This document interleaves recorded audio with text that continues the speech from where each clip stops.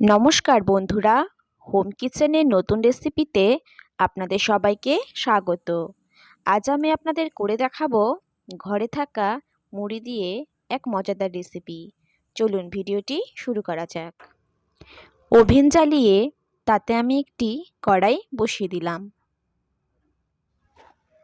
এতে এখন দিয়ে দেব ফরচুন সাদা তেল। আমি এখানে ফরচুন সাদা তেল ব্যবহার করছি, আপনারাও কিন্তু সরিষার তেল দিয়েও এই রান্নাটা করতে পারেন।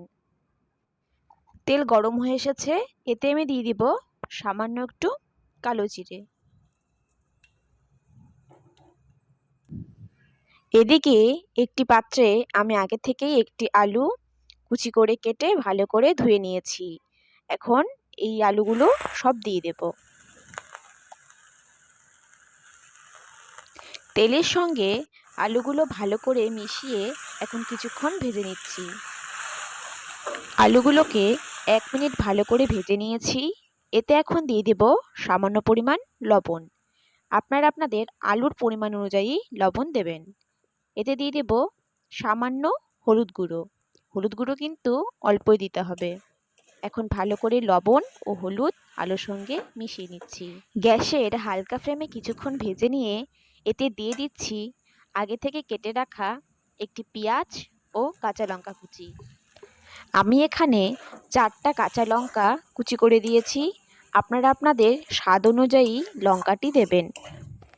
পেঁয়াজ ও লঙ্কা কুচি দিয়ে আমি আলুটিকে 4-5 মিনিট খুব ভালো করে ভেজে নিয়েছি। এখন এতে দিয়ে দেব ধুয়ে রাখা কড়াইশুঁটি। এই আলুর সঙ্গে কড়াইশুঁটিগুলো খুব ভালো করে ভেজে নিতে হবে, যাতে কড়াইশুঁটির কাঁচা গন্ধ না আসে। যদি এই ভিডিওটি আপনারা ফেসবুক থেকে দেখে থাকেন, তাহলে আমাদের ফেসবুক পেজটি ফলো করে আমাদের পাশে থাকবেন। আর যদি ইউটিউব থেকে দেখে থাকেন, তাহলে আমাদের চ্যানেলটিকে সাবস্ক্রাইব করে আমাদের পাশে থাকবেন। আলু ও কড়াইশুঁটি আমি কিন্তু খুব ভালো করে ভেজে নিয়েছি। এখন এতে দিয়ে দেব ঘরে থাকা মুড়ি।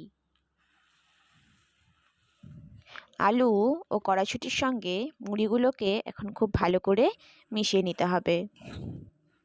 খুব অল্প সময়ে কিন্তু এই রেসিপিটি তৈরি করা যায়।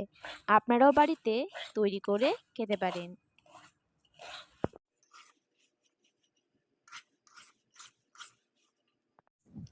মুড়িগুলো আমি খুব ভালো করে ভেজে নিয়েছি। আমাদের এই রেসিপিটি কিন্তু একদম তৈরি।